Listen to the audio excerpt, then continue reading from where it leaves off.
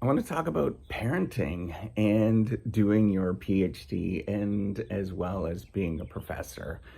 I want to talk about all of the sort of demands that you have and then what to actually do about this. So, myself, I started having my kids so I have two kids. They're now much more older. My oldest one is a teenager, and I had them when I was in my fourth and seventh year of my PhD, just finishing up my PhD. And I had no income coming in at that time personally. So I had an income for the fourth year and I believe the fifth year. And then I was figuring out what to do with this.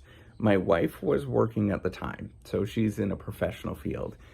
But all of this put a lot of stress on our family. But the reason is that you are going to feel this. You're at a time in your life where you basically kind of have to have kids. It's hard to not have kids. If you're going to choose to have them, there's that moment of time, basically in your 30s, where if you don't have kids, then that's it.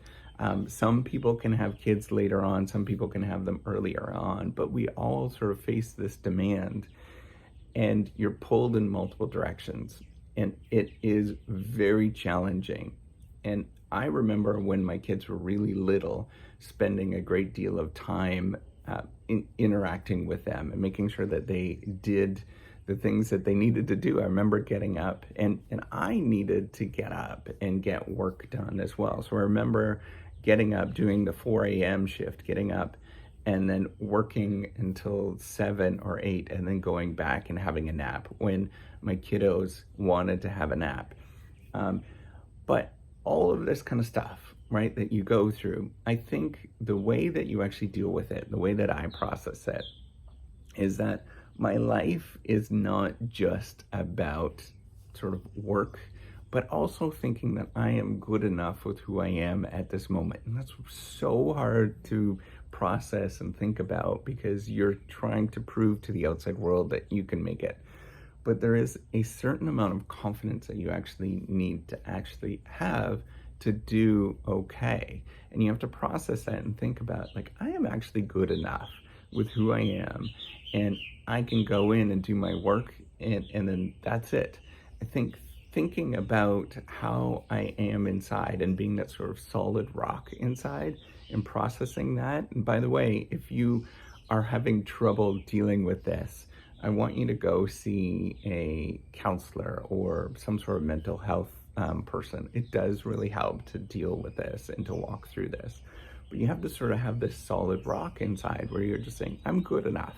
Because what's going to happen is that you're going to get pulled in many different directions, in the sense that there's going to be this sort of underlying, nobody really, sometimes people say it, but it's not as common as you think, but there's kind of like this underlying norm that you should behave in a certain way, that there's no room in science that for parenting, and you should do this sort of step-by-step fashion of what it looks like to sort of build your career, and anything other than building that career is a detriment to yourself. I've heard of many stories where this has been said, where in particular, I think it's even harder. So there's differences between males and females, right, in terms of the roles of people perceive us. I don't believe that there is kind of like a fixed gender or anything like that, but there's definitely differences in how the outside world views you. And if you are, a mom, you have to deal with more of this is what an appropriate mom looks like. But then if you are a dad, the sort of story is that you need to abide by the you're the worker. You go in and you do your job, and then the rest of the stuff is for mom. And my family, we kind of blend this. I mean, we do kind of, my wife does a little bit more of the sort of scheduling, but then, I do pick up the kids and interact with them and do all sorts of stuff with them. We try to blend it, and it's sort of on purpose that we're trying to be as egalitarian as possible, because just frankly, our life is too complicated. And now, how do we actually do this?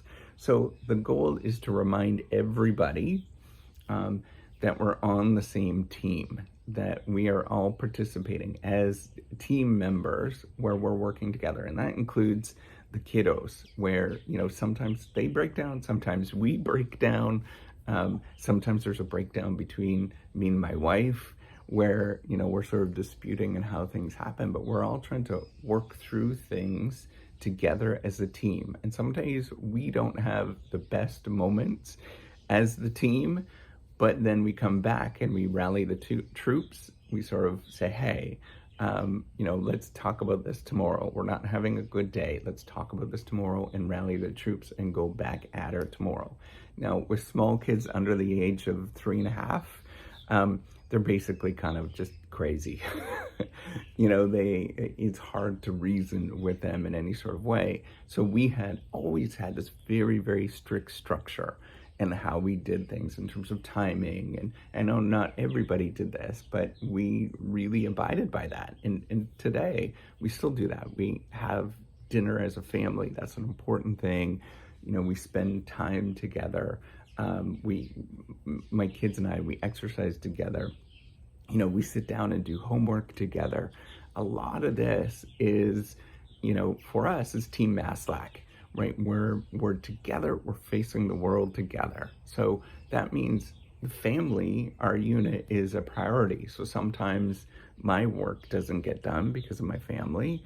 Sometimes their work doesn't get done. My wife might have to take some time off of work to work together so that we can tackle the world together. And that's the key thing to think about, is that if you are wanting to build a unit, my wife and I don't really talk about this like openly, right? Like, it's not something that sometimes we'll have a conversation. We have a lot of conversations, particularly when there are tough moments in our relationship. It just so happens right now, things are easier, but doesn't mean it doesn't get to tough moments. And we've been through a lot, particularly during the whole PhD process, when I was supposedly, and this is the pressure that she felt, is that I was supposed to be the one that was quote unquote working and bringing in the money. And this is kind of the sort of societal norms that we live in. Most societies are this way, that I was supposed to be the one that was working. I wasn't bringing in any money, and there was lots of pressure on her in terms of being the breadwinner. And I was kind of this sort of useless PhD student, right? And that was how I was internalizing it. I still internalize it because my job is very amorphous, right? The way that I deal with things and the work that I actually do, it is really amorphous. It's kind of all over the place, right? I kind of consider now that doing these kind of things are a bit of my job, but other people don't see that, right? It's not the same sort of thing. And so figuring out how to create boundaries on that this is real stuff, doing real work, is a difficult process. We're still working through this, as you can tell, in terms of my conversation about it and bringing up, and it's going to be an ongoing thing because she's got a set schedule that's easy in terms of what it looks like, and ours is amorphous. This is a really common problem with the sort of academic team where there's one academic and then the other person works. Now, I can't tell you what it's like to be two academics, but I would imagine it would be very, very intense in terms of the pressures that everybody builds on each other. So I think if there's two academics in the family that's holding it together, my advice would be to pull back and to put a boundary around yourself and the outside world and say, I'm not going to be everything that the outside scientific world wants me to be. I'm just going to be me, and this is our family, and this is the way it looks like, and we're okay going forward. And, if you can't get to an email, you can't respond, you can't do this, then so be it. That's it, right? You just push it ahead, and you get to it in the future. It doesn't mean I don't respond to things. I do. It's just that I'm not going to respond to it right away because the family unit, how things are right now, are really important. Now, the last thing I wanted to talk about that's super important is the sort of financial stuff. And I want you to work towards and think about how you can build stability in your life in terms of financial stability. I have a lot of videos. You can look at those.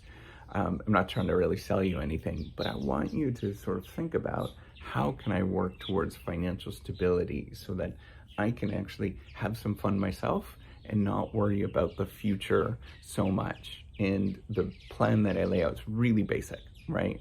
In fact, if you look at any of the financial gurus out there, the Susie Ormans, the Dave Ramsey's and stuff, it's very similar. Get that sort of small savings fund. Make sure that you have health insurance, basic health insurance, basic long-term life insurance. That's 20 years on your kids. So basically by the time when you have kids, by the time that they're done, they're not your dependents anymore, right? So that's why you want that sort of 20-year fixed term. The other thing is making sure that you're always investing 10% or 15%. I would say we do 15% into index funds and mutual funds, long-term mutual funds that everybody knows. This is not a pitch or anything, but we've got lots of them. We've got some in Vanguard, some in American funds, spread out among many different sort of fund holders. And the reason is you diversify, right? And then finally you pay off your home as you go about your life. And as you do those things, right? So first of all, by the way, pay off your debts first. I'm completely a big believer in that because it puts so much stress on you, and there's lots of research that sort of suggests that it has a lot of negative stuff that is associated with it. I study failure and sort of negative experiences. That's a big part of what I actually do, and having that debt is a super important part, and it changes how you look at the world. So getting rid of that as quick as possible is super important. But then you go forward and you build a stable life, right? And you start thinking about what are the things that I love to do and how do I do those things to put it in part of my stable life going forward. So building that stability, that family unit that's going to work together. And, things change. If something changes that is not, maybe one of the, partners wants to go do something else. Well, that's where you have those hard conversations and you talk to them and you work through this and you build the life that you actually want going forward. That's it. All right. Take care and have a wonderful day. Bye.